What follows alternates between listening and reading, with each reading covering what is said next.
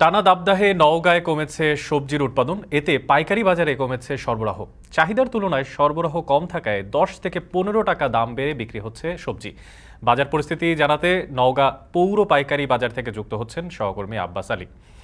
আব্বাস, বাজারে কোন ধরনের সবজি কেমন দামে বিক্রি হচ্ছে জানাবেন, আর সরবরাহ পরিস্থিতি বা কেমন দেখছেন?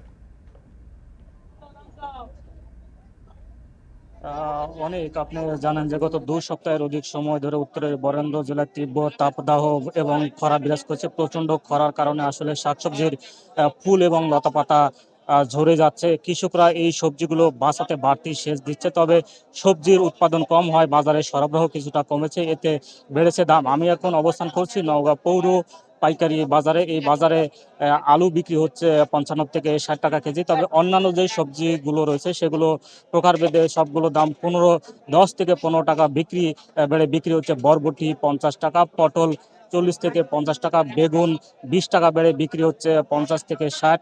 ঢেঁড়স, চিচিঙ্গা, ঝিঙে, তরই বিক্রি হচ্ছে 30 থেকে 40 টাকা কেজি। পেঁপে প্রতি কেজিতে 20 টাকা বেড়ে বিক্রি হচ্ছে 40 টাকা কেজি।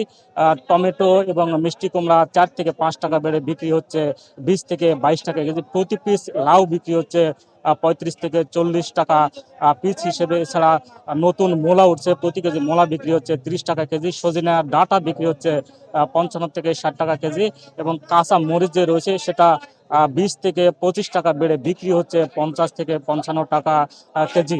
তবে বৃষ্টি না হওয়া পর্যন্ত সবজির উৎপাদন কিছুটা কম হবে বলে জানিয়েছেন। আর এই সবজি বাঁচাতে কৃষকদের বাড়তি খরচ গুনতে হচ্ছে। এই ছিল আমার কাছে এই সবজি বাজার থেকে সবশেষ অনেক।